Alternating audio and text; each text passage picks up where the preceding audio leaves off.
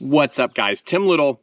Welcome back to Tactical Bassin. Today's video, we are talking frog fishing. Not all frogs are created equal. I have some tips, some modifications for you to help you catch more fish come frog season.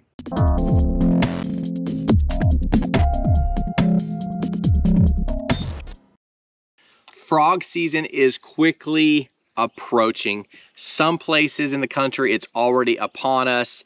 I've caught a few frogfish today here on Chickamauga, but frog fishing, as we transition from that spawn through that post-spawn period into that summer pattern, those shallow fish, it's really hard to beat some kind of topwater frog. Now, those of you guys that aren't familiar with what a frog is, we're talking soft body or hollow body frogs. They float.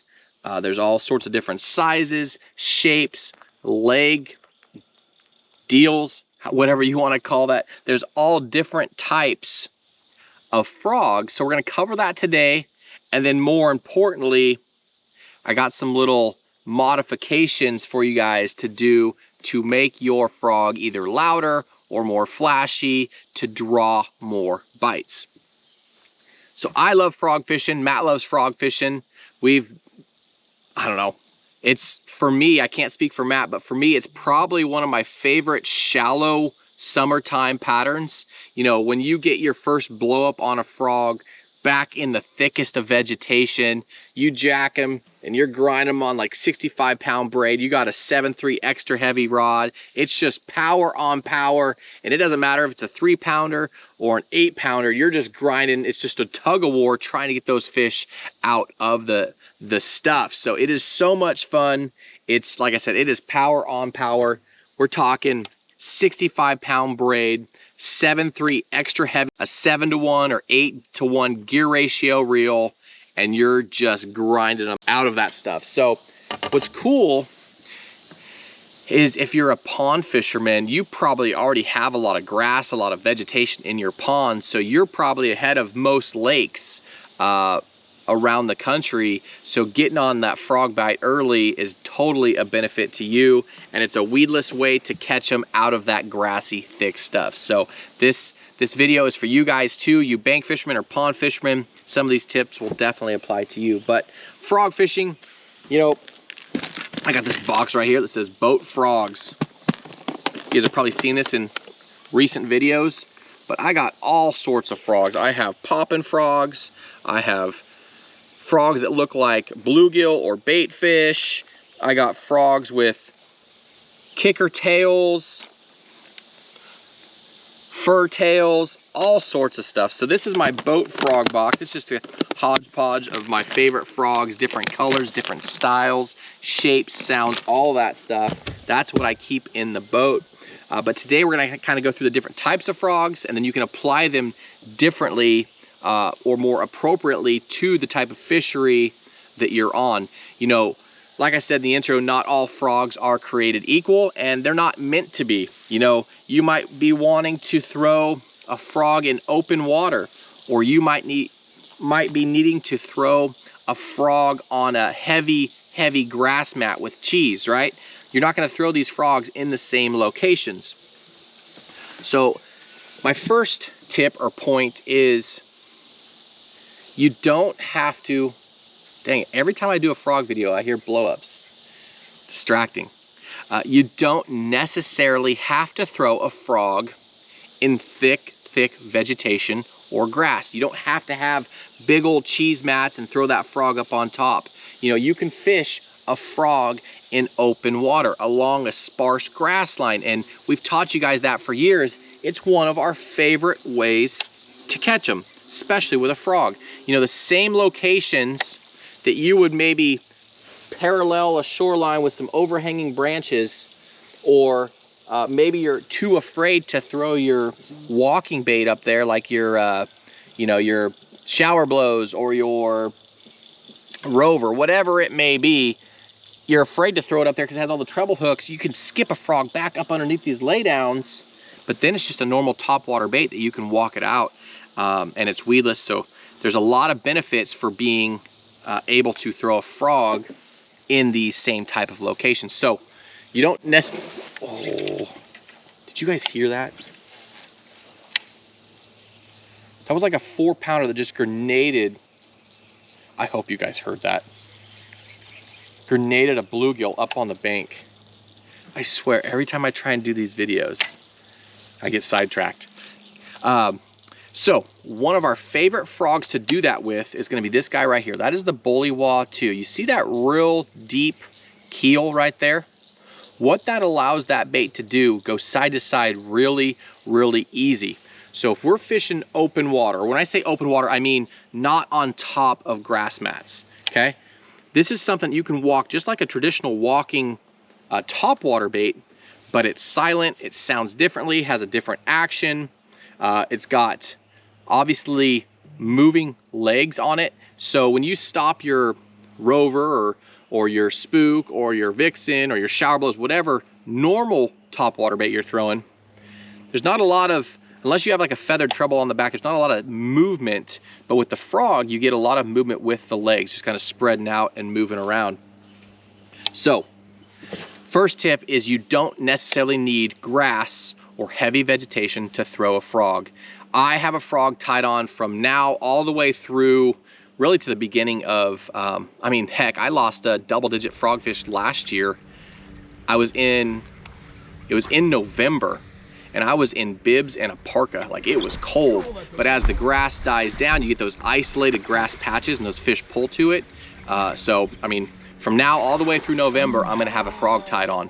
But that guy right there, okay, that is a great open water walking frog. Now, where this one won't shine is towards, you know, the deep, hot, you know, deeper, the farther we get into summer, the hotter months, when you get those real thick cheese grass mats, this will have a tendency to roll on its side, which is fine. You can still fish it like that, but that's when you're gonna wanna go with something with a little bit less aggressive of a keel, more of a flat belly frog. We're gonna get to that in just a second, but this is hands down our #1 open water walking frog. Again, open water, I'm not talking 150 feet out in a highland reservoir chasing spotted bass. I'm talking about just open water that there's not a lot of vegetation, there's not a lot of stuff on the surface, okay? Another great open water frog, it's really, really easy. Well, let me backtrack real quick. When I say walking a frog, we get these questions quite a bit. You literally twitch, twitch, twitch, twitch, twitch, and this frog's going side to side to side to side. If you're having trouble walking the frog, usually you're doing one of two things. Usually you're hitting the walk, you're hitting the rod too hard, which is bringing the bait to you, or you're straight retrieving as you're walking. So I like to throw it out there, twitch, twitch, twitch, twitch, twitch, twitch, twitch. Okay, it's more in the wrist than it is anything, and that thing is just going side to side to side to side, and then I'm also twitch, twitch, twitch with my reel. I'm also do kind of staggering it. Little trick for you guys. I don't know how many tips are going to be in this video, but a little tip for you guys. If you're having a hard time walking your frog, take your legs. I trim the legs on all my frogs. You know, here's a stock bullywah 2. Here's one after I've trimmed it. Okay, both those are bullywah 2s. The reason I do that, I don't need this big long tail, if you will, this big long rudder that kind of keeps that frog from going side to side. I don't need a lot of bait out there for the fish to miss, so that's why I trim them.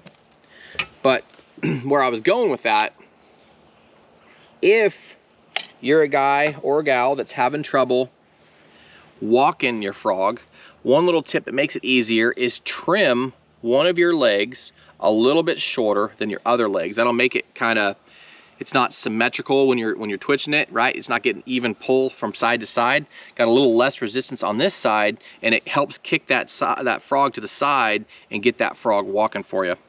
So, little tip for you. I don't know how many tips, like I said, are gonna be in this video, but I don't know. I don't even know what the title of this video is going to be. Top 5 tips for frog fishing, summer frog fishing. I don't know, but maybe we'll get 5 or 6 tips in here. Let's see. Okay, so open water frog fishing. Now this is going to be a frog. See those kicker feet on there? This is the spro frog. This is the flapping frog. It's made out of, it's not, I don't know what it's made out of. I don't know if it's silicone or what, but it's really, really stretchy and resilient. But what's cool about these frogs is anybody can fish them. It doesn't matter if you're throwing it over cheese, you know, real thick mats, or sparse grass, or just skipping it up underneath overhangs. You throw this thing out there, it's just a slow, steady retrieve back. And it's basically a floating buzzbait, really. So for years, we've thrown like little horny toads, stuff like that. But the downside with those, when you stop reeling, they sink. This guy floats. So that's another great great frog to throw in open water, especially towards that post-spawn transition. And they're moving, a lot of fish are moving, and you're trying to cover water. This is a bait that you can chuck out there, wind it back. If you're fishing sparse grass, you know, you can't really go with a whopper, plopper, or a buzzbait style bait. This is gonna be weedless, and it still allows you to cover a lot of water. Since I've got this in my hand, I have 2 tips for you. I don't know if that's tip 3 and 4, or 2 and 3, or what.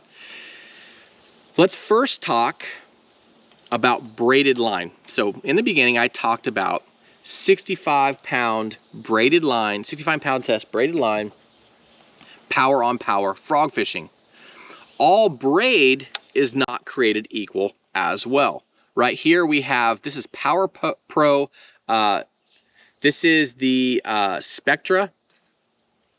The other braid that is usually on probably 90%, I say 90%, I don't know, most of my frog fishing reels is going to be Power Pro Max Quattro. A little bit smaller diameter, you still get that you know, strength, that breakage rating as the Spectra, but it's just a little bit thinner diameter, which allows me to cast further.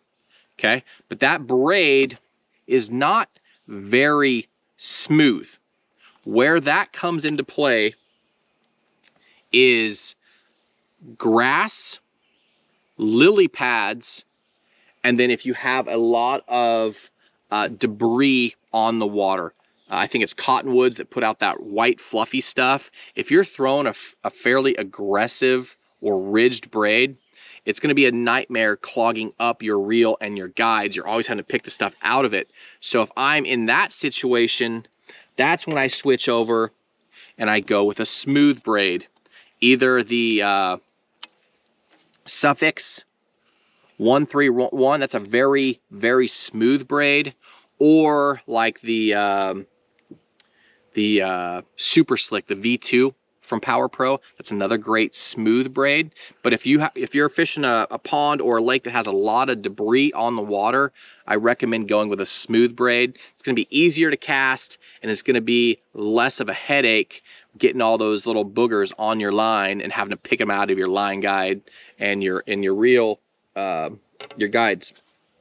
But with that said, if you're fishing around thick grass, lily pads, and you jack a big fish and it digs down into that grass, having a more abrasive braid will help cut through that grass and help you get that fish to the boat. It's going to cut through those lily pad stems. You know, it's like a little saw. So that's what's usually on my rod. Okay, so we talked about that.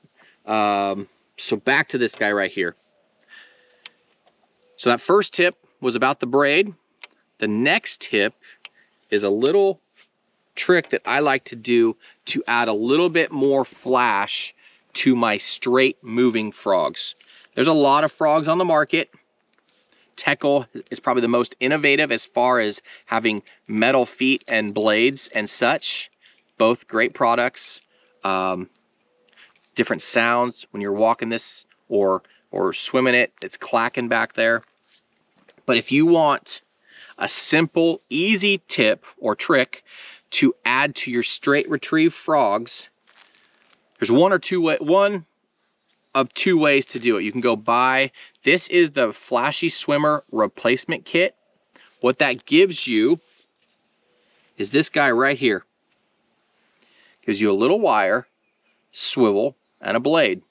And then you take an owner centering pin and you put that right on the head of it. See that? Or you can just take that same owner centering pin, put it on a swivel and a split ring, and put your favorite spinnerbait blade on there. So what you do, you come right to the back of this frog, and you can seal it up when you're done with some super glue, whatever you need to do. But you spin this right into the back of the frog, and now what this is gonna do, it's gonna add some flash and some sound to your straight retrieve frog. You know, I haven't seen anybody talk about this yet. It's a lot of fun. It's cool modifying baits and doing little tricks to get those fish that haven't really seen something like this, to get those fish to commit, especially on highly pressured waters. But there you go. There's an awesome tip for you guys. These feet are still gonna kick like they did. This is gonna be back there spinning. You know, you can go with more of a shad or a baitfish color if you'd want, but a lot of times when you're just chucking and winding this thing, especially those post-spawn fish that are moving out along the shoreline, they're moving back to the bays, whatever they're doing, you're just chucking and winding and adding a little bit of flash, a little propeller sound to your bait never hurts, okay? So that is a really, really fun deal to do. Again, all you need is some owner centering pins. You can either buy the kit, or if you have the stuff already, just grab yourself a centering pin, a swivel, a number 4 split ring, and a blade, whatever blade you want. You can go the Colorado or an Indiana. I typically like the willow leaf blade. It's just narrower, more slim, so it doesn't get in the way of the feet as much on the frog. And a little tip for you guys, you can also do it to your toads. If you're a horny toad throwing guy likes to throw a lot of horny toads or toad style baits, again, just take that centering pin, spin it right in the back middle of that toad, and you are all set, okay? Since we're talking about modifying frogs, let's talk a couple more tips for you, and then we'll cover a couple more frogs and then wrap it up. So what do I got? I got this, I got that. So your everyday frogs, so your walking frogs, or just your traditional do-all frog. This is actually the Bobby's Perfect Frog, snag proof. That's an awesome frog. The other tip that I like to do to just add a little bit of sound to my frog, I will take some kind of rattle, jig rattle, okay? There's a bunch on the market. We'll link some down there. You guys hear that? All you have to do, take your frog, grab the hooks, spin the frog over, okay? That's gonna open up that little cavity right there. Some frogs have a little cavity in the back for squeezing the water out. You can go through there too, but I like to go through this chamber right here if it's not sealed off. And I will take my jig rattle, I'm just gonna push it in right up the belly, okay? Then all you have to do, take your frog, flip your hooks back over, and get it set up. I'll show you what this thing sounds like in just a second. Okay, all got some legs wrapped around, okay? So now we're back to normal. Hear that?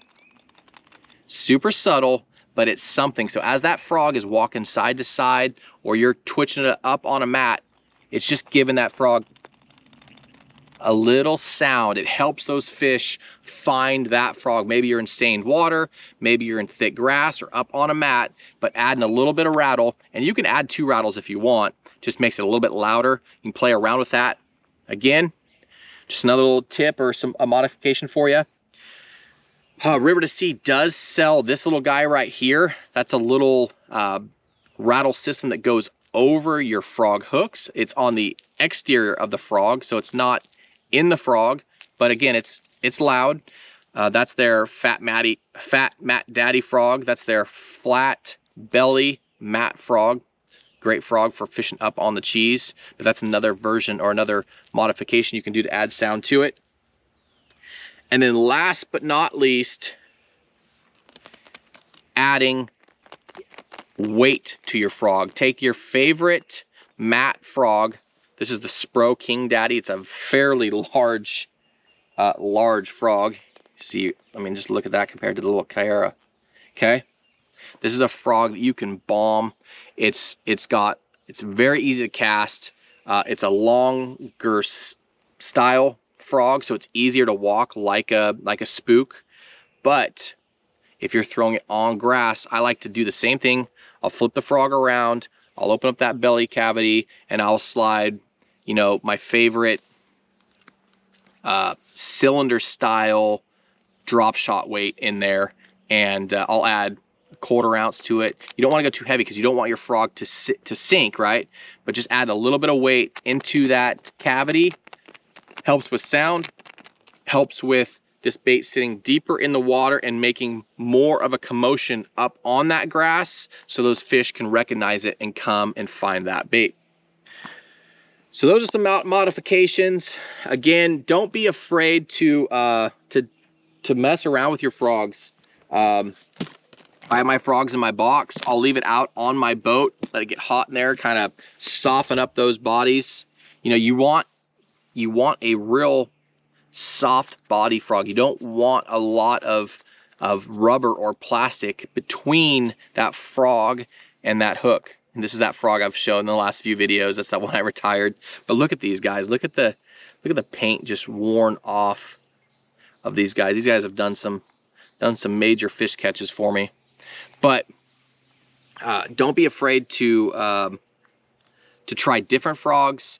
You know, play around with how soft they are. If you need to, you can boil them, or, you know, put them in the sun, put them on the dash of your truck, whatever it may be. Just let them sit out and get soft, because a lot of times with a stiff frog, when those fish eat it, you reel down, you jack them, that body doesn't compress and they don't get the hooks as well as they should.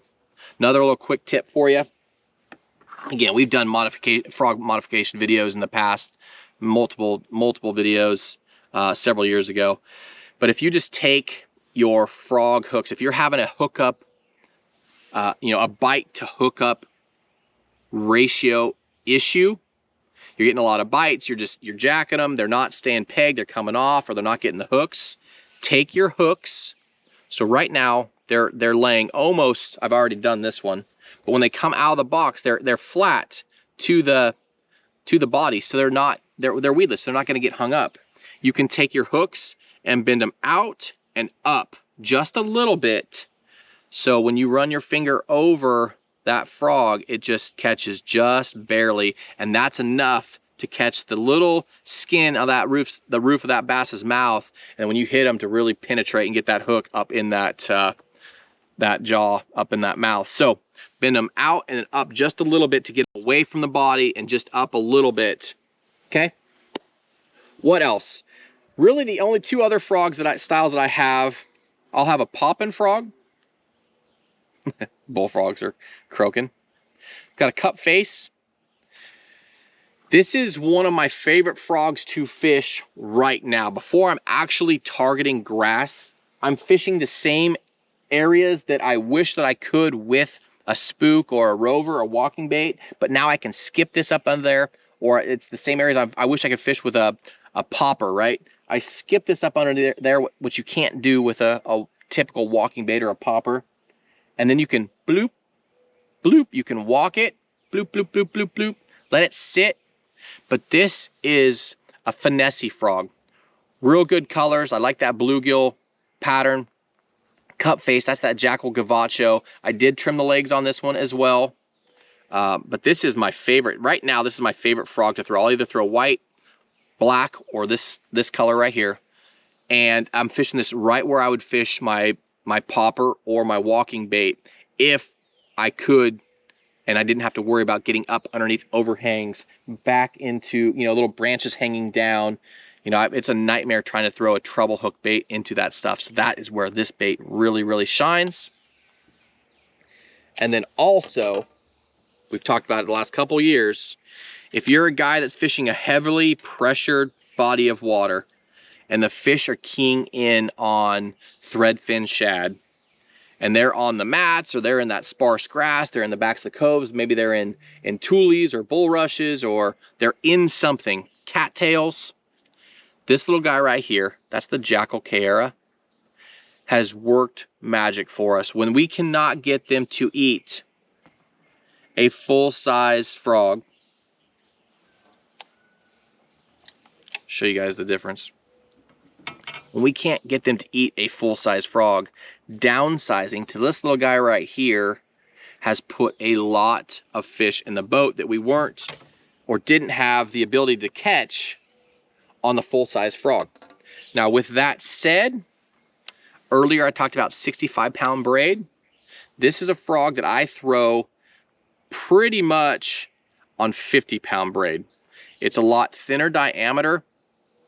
I use a little bit softer rod, so a heavy action or a heavy power fast action rod, just like I would on a frog, except on a traditional frog, except that's going to be an extra heavy power. This is going to be a heavy, so a little bit softer tip, allows me to still walk it, but I'm not going to bend out those hooks. You know, those bigger frogs have more stout hooks. So that's why I dropped down a power in my rod. Again, 50-pound braid, heavy power rod, still that fast action. I want to be able to walk that frog, and then I want to get to the backbone of that rod quick, right? I want to get into the meaty section of that rod to keep that fish out of the cover. Okay, so guys, there's some different styles of frogs. Again, we talked about, oh, I didn't talk about the actual mat frog from River to Sea. That is that, I mentioned the name, the Fat Mat Daddy. You can see that compared to their traditional bullywall, completely different face on it, that keel system. But again, that's a great mat frog. And then that Spro King Daddy, I did talk about that one a little bit as well. But between mat frogs and kicking frogs, popping frogs, open water, walking frogs, there are so many different frogs on the market. So depending on the fishery they're fishing, depending on the vegetation you have or the season that you're in, again, this will all be cheesed up here in a couple months. But right now it's more open water. So I'm going to transition from my normal heavy grass frogs to my walking frogs and my open water frogs. So hopefully that makes sense. And then you guys, hopefully those little tips for you helped out. Again, bend those hooks out and up if you're having a hook to land ratio, and then play around with modifications, guys. Trim those legs. If you need help walking your frogs, you can change out colors of frog legs. As far as colors of frogs, I keep it fairly simple. You can see from the frogs that I held up. Usually, our number one color is going to be chartreuse, especially this time of the year. The fish can see it. This is a color that Matt and I designed several years ago. It's called Little Allen, a chartreuse belly, brown back. And then I'll use a white or black bodied frog with some kind of different, you know, leg colors to it. So white, black, chartreuse. And then if you're fishing around fish that are blown up on shad and stuff, that's when I will go with a bluegill or shad. Okay, there's 50 different colors of frogs, but I keep it fairly simple when I'm frog fishing. Again, frog fishing is a ton of fun, ton of modifications you can do. Make sure you have the right gear. I didn't mention it at all, really. I told you I was throwing a 7.3 extra heavy. The reason I'm not throwing a 7.5 or a 7.6, I'm about 6 foot, so I don't want a real long rod up at the front of the boat hitting or slapping the water, right? So if you go with too long of a rod, you're gonna be slapping the water if you're trying to walk it. So that's why I like that 7.3. If you're throwing that little finesse frog, you can get away with a 7 foot. So that's a 7.3 extra heavy. You're throwing that little finesse frog, or even maybe the gavacho, the poppin' frog, you can get away with a 7 foot heavy. You're gonna get to that backbone still fairly quick. You know, load that rod up and get those fish out of the stuff. But you don't need that 7.3. You definitely can't cast. You'll have a hard time casting these lighter finesse frogs on an extra heavy power. Okay, again, I'll link all the stuff down below in the video description, depending on the style of frog, the gear we use, and everything. But go get yourself some blades, some centering pins, some jig rattles, some weights. Play around with modifications on your frogs, guys, and hopefully these tips, hopefully these tricks will help you land more fish this frog season. Guys, as always, we appreciate the support. Thank you for watching. I will link everything down below in the video description. If you have any questions, please leave those down below in the comment section. If you learned something from this video or like this video, please hit the thumbs up, hit the subscribe button, and we will see you guys on the next video.